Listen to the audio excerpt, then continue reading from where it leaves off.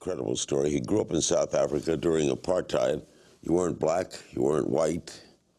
Were you subject to racism? How were you treated? I was Chinese, so I couldn't vote. I had to sit at the back of the bus. Couldn't own property. I wasn't black, I wasn't white. I could go to a movie house, unlike a black or white. I could go to a sports game. I trained as a medical student, but had to work in the black hospitals. When I graduated and they said only four members out of the 200 had the right to work in the best white hospital, I said, okay, I'm here. And they said, oops, we have to go to the Pretoria government to give me the permission, which they did, provided I accepted 50% salary. So I was the first Chinese ever to work in the White Hospital. As an intelligent man, what did you make of that idiocy? You know, it's interesting. I grew up there, I was born there. And when I was born into apartheid. So that was just how life was.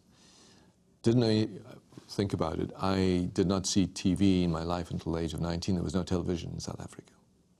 So we listened to everything by radio. So in a funny way, we're in an isolated world. The dignity of the black people and how they stood up to that really inspired what we did, inspired what I do today. So only since we've come to America now, you look back and you say, what craziness that was. I knew Nelson Mandela, spent time at his house, interviewed him. When he passed, what emotion did that bring to you? A great emotion. You know, I actually, about 7 years ago, went back, took my children, went to Robben Island, went into his cell.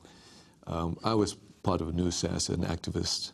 I was also put into a police station because I refused to carry my ID card as a student. I worked in the TB clinics, understood very much the pain. He was a great man. I mean, without his vision, his insight, his ability to actually bring his captors into the government, we could have had a terrible bloodshed.